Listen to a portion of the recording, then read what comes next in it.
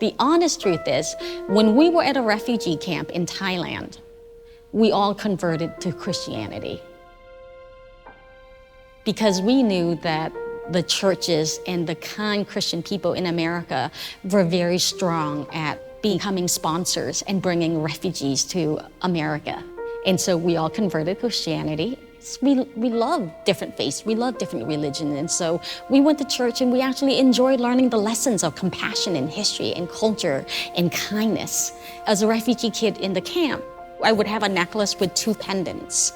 I would have my cross and then my Buddha, my wooden cross, my wooden Buddha. And depending on who I saw coming my way, I would switch one to the other.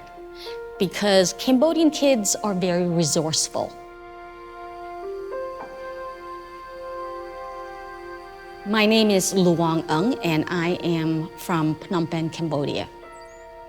My father was a former monk and a storyteller.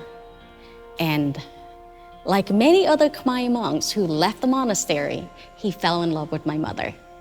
And he was a wandering monk, the story was told to us. And he was walking in a village and walked by this beautiful woman. My father saw her by the river and fell in love. And then shortly after that, he left the monastery, dropped the orange robe, and married my mother. And then they have 7 kids together. My mother's faith in Buddhism was more of a heart. And I think my father's faith in Buddhism was more of the spirituality and the intellect. When we left Phnom Penh, we left everything behind. We left our physical possessions, clothes and books and pictures and memories. And for the next 3 years, 8 months and 20 days, we were also made to leave our faith hidden. My father had to try to leave behind his spirituality. He couldn't show his faith, he couldn't have his faith, but he was able to always keep it in his heart. In the movie, my brother Kim, my sister Ju, and I came upon the decapitated Buddha head, and without any verbal communication, we all lifted our hands and we just prayed. We were praying for each other's safety, hoping that we will see each other again, and hoping that this one day will all end and we could go back to our normal life. And we didn't need to speak that. If you've been raised a Khmer child inside a Khmer home, every time you see a Buddha statue, you do this. It's the difference is, this is a greeting to peers, this is a greeting to your elders, and this is a greeting to the monks.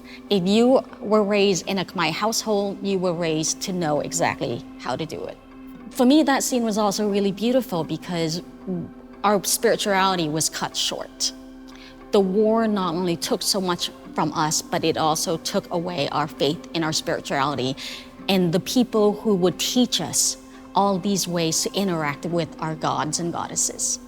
To this day, I'm still learning. I'm still learning because there's so much nuance and complexity in beautiful traditions with the religion that I was not taught because my father was killed.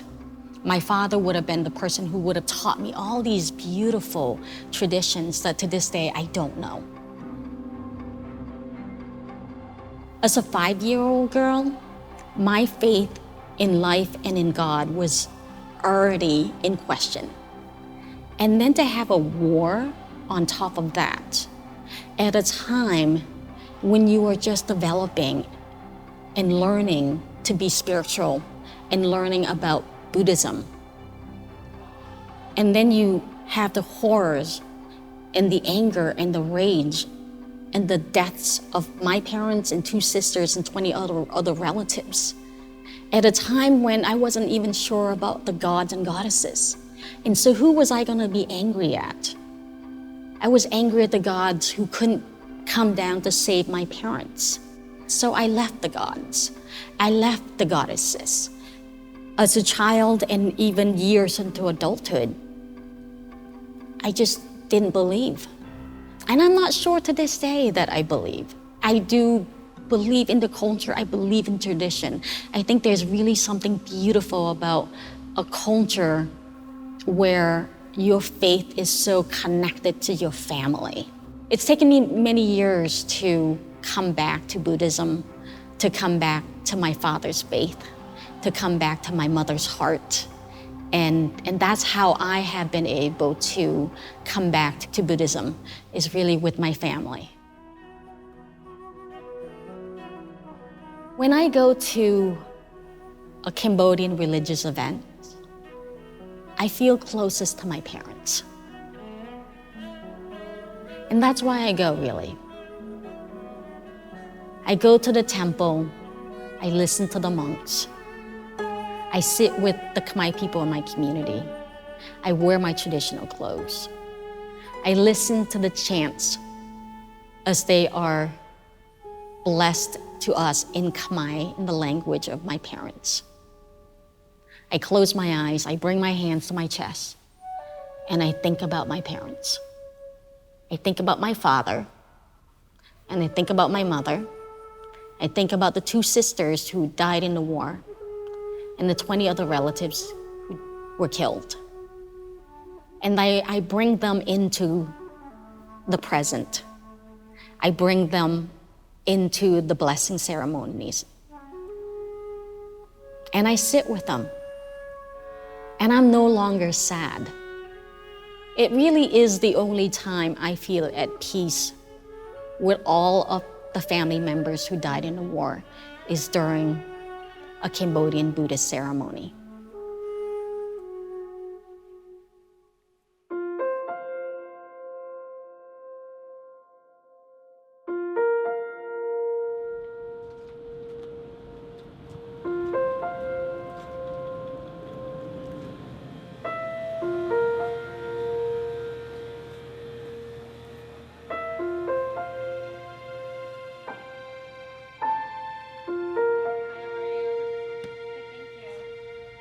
When I'm agnostic, I'm free to believe in what I want to believe in, knowing that there is a higher being up there. Whether it's God, or whether it's Buddha, whether it's whatever religion out there, I have my respect for them and I believe in it.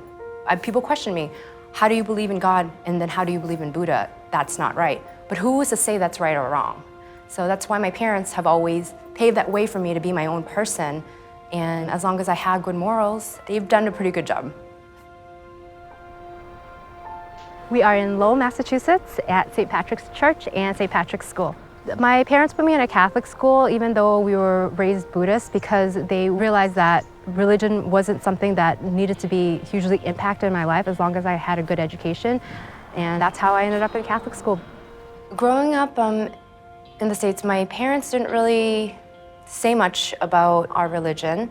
I was raised by my grandma mostly because my parents both were running a business constantly, from 8 a.m. to 9 p.m. at night, and by the time they got home, it was late and we had to get ready for bed and school. So my grandmother was the one who raised us and brought us to the temples and taught us about the importance of our religion with meditating, praying, and doing charity work, the things that most religions try to teach the followers. My dad, when he found out that I put agnostic on my college application, he didn't really say anything. He goes, as long as you believe that good is good and don't sin, don't do anything bad, and continue to be kind to people, you can believe in whatever you want to believe in. Yeah, my mom is the same way. She said, you are free to pick whatever religion you want to pick. I have been super fortunate where they accept that whatever I decide to believe in is what I believe in. And my father, before he passed away, the monks came and blessed him. And I remember the monks chanting as he was taking his last breath. And I think that's what he wanted, because it was part of his religion, just to hear that, the monks chanting, to have him go in peace, which was beautiful, because religion was so big in his life. To have monks bless him, so freeing to see him hear monks chants the last thing he heard, which was really nice, because I think that's what he wanted. I miss Daddy, but I love Daddy. You can't have happiness without sadness. So whatever sadness that I'm feeling right now, there's gonna be happiness. There's always a balance to it. My father was going through cancer. He had a stroke. He passed away. But what came from that was my family being stronger and coming together, and my niece being born. When you do Satook, to the older people I notice, they always say, "Look, dai twai praCh." Who's our praCh? Who's our God? I did ask my parents, like, who's praCh? They said, whoever you want to be, your praCh is your praCh. I'm like, oh, okay, that makes sense to me at that point and to me now.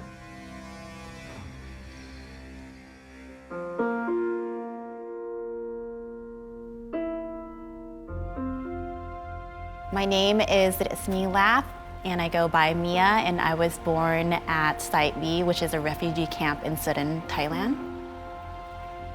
I honestly don't know what life was like in the refugee camp because I was only there until I was 1.5 years old. My parents and I were among the last families to actually leave the camps. My mom and dad, they never specifically spoke about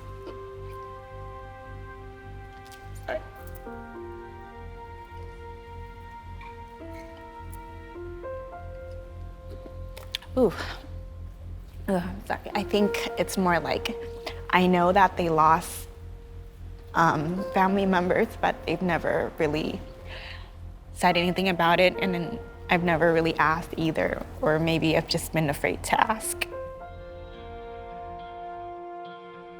My mom living in the refugee camp at the time was really intrigued by Indian movies and Indian babies, so I was named after the Hindu goddess Lakshmi. She's the goddess of wealth and wisdom and also the wife of God Vishnu, the preserver. Growing up here, my parents tried to uphold the Khmer, customs as far as kind of speaking the language and eating the food and practicing the religion. But as far as like learning about other traditions, rituals, it really came from being a dancer. I learned about history that was beyond the Khmer Rouge, that was, enlightening, that was inciting in a way where like Cambodia was thriving. And then I saw and learned all the beautiful things that our ancestors created for us.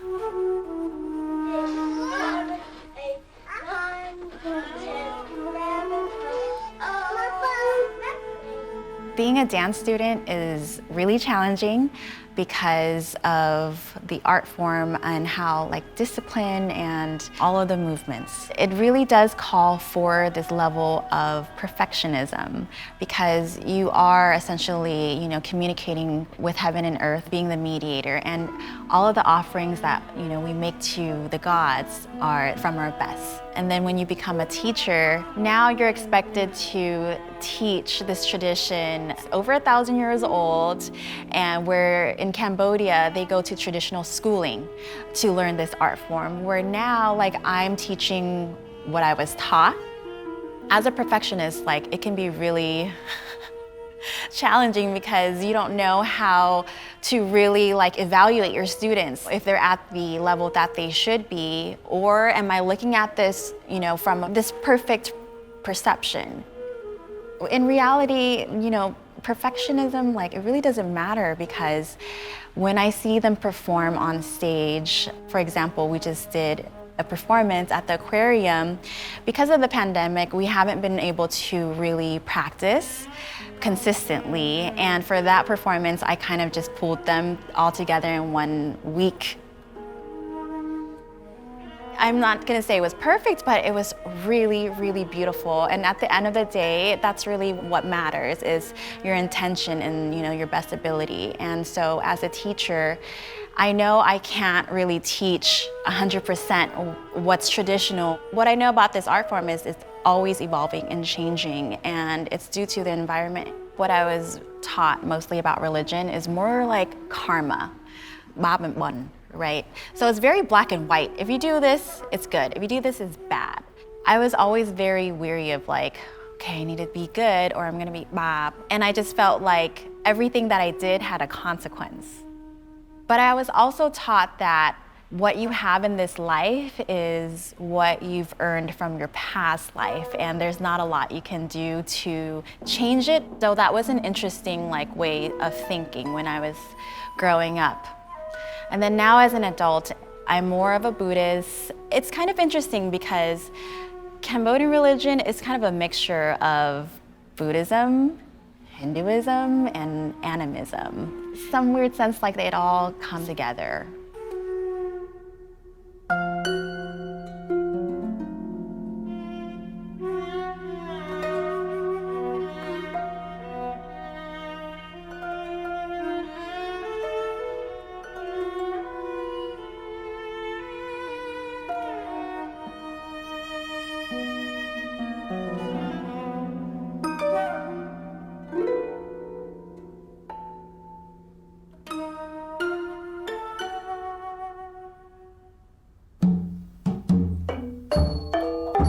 Being here in America, we do have the opportunity to take what we learn and take those traditions and really innovate it to tell our stories, what we've experienced as Cambodian Americans, because I think that is its own identity. It's just a part of nature, just like Hinduism. There are 3 gods and they represent 3 totally different things. Brahma, the creator, Vishnu, the preserver, and Shiva, the destructor.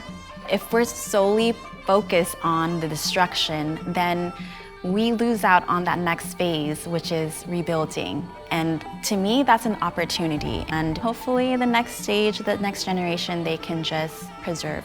Because I have this understanding, even with bad things happening, I'm also still really hopeful. I believe that, something good will always come out of it.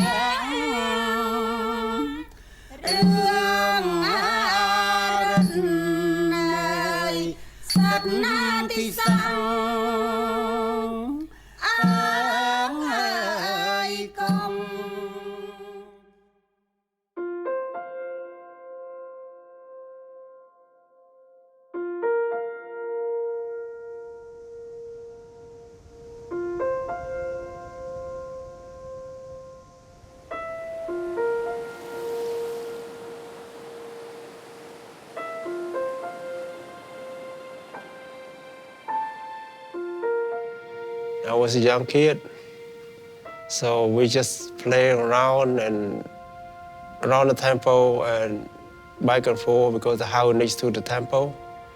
So sometimes we play the coin, sometimes we play they call kup wong, then put the money on it and throw the shoes in there to get the money. Sometimes I win, sometimes I lost. That's all we do, we just play around. So that time I was 6, 7 years old. When the Khmer Rouge come in, they call a Kumar a young kid from 5 to 10. They put on their they call what I Phnom. They take all the Buddha, they remove all the Buddha inside the temple. They drag it out from the like that inside the water and put on the river, on the pond or somewhere. So they don't have no more Buddha in the temple. Big old stone on the top of the temple, they try to break in. They try to bring it down and break in, take to the pothole or something like that. They cover it all up because all the men, all the women work hard over there. They try to pry it out, drop it down to the bottom, to the ground, and then break it with a hammer. And then a small piece, I have to take it over there and take to cover the pothole on the street. Almost half of the temple. And I don't have any food to eat. And then I just try to survive by myself. And I don't have any rice, I don't have anything food, nothing. I will hunt monkey, whatever, rat, monkey, snake, fish, whatever I can get. And then to try to survive. I don't have any fire burn too. So on that time I was 13 years old.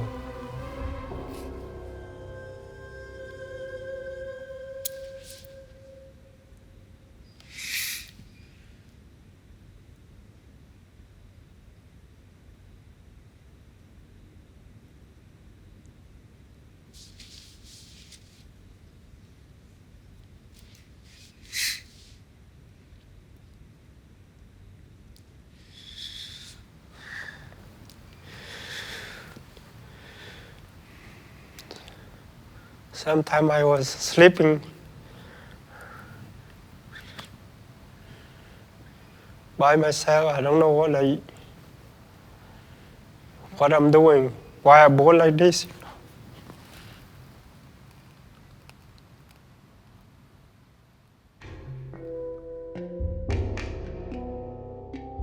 I believe on Buddha because I don't know how many generations. When I born it, my dad, my mom, my grandma, my grandfather is Buddha. It's just a religion, it's a Buddha. So I think that whoever do good and making good and do bad thing and get a bad thing, that's what I believe.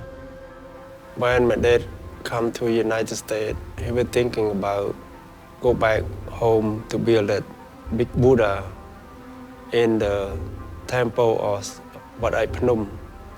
The Buddha he built it is about 50 feet tall and about 20 foot wide. I feel grateful for him and for me too, because a lot of people die for no reason and just so that's what he decided to go back to build it.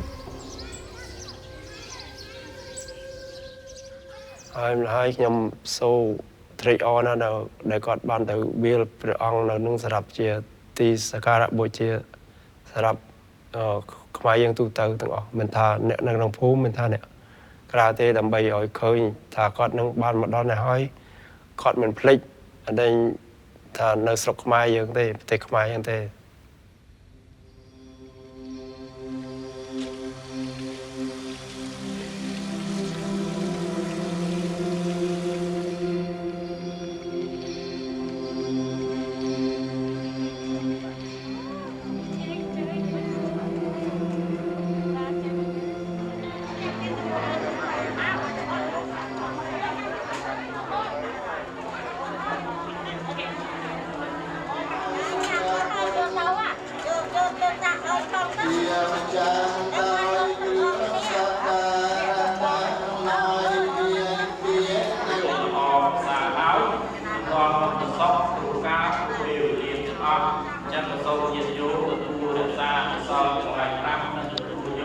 Hãy subscribe cho kênh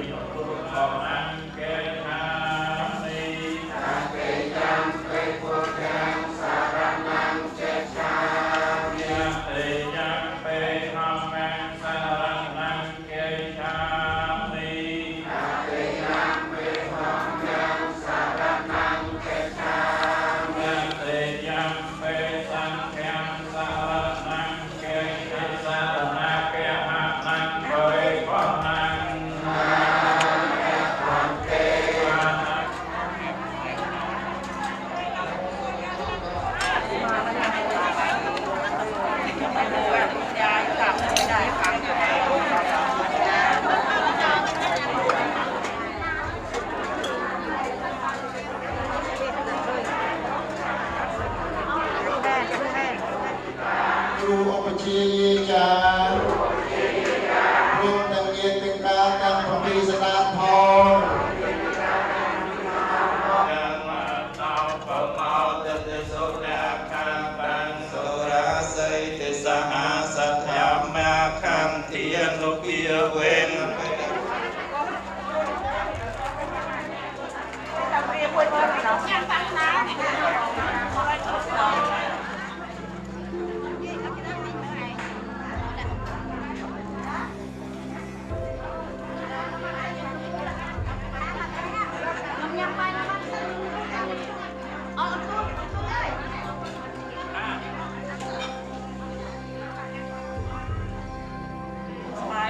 lỡ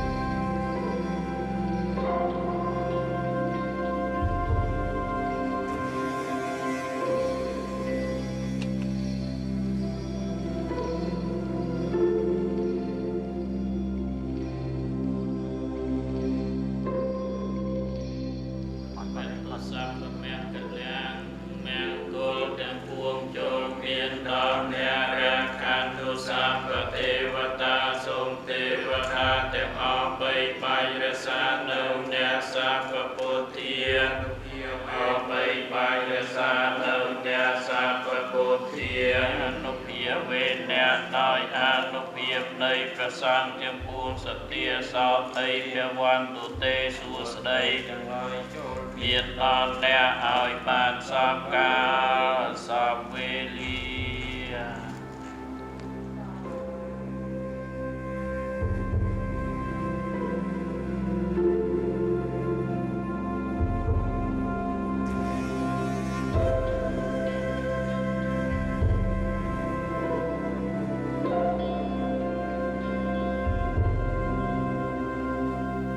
สาธุสาธุสาธุ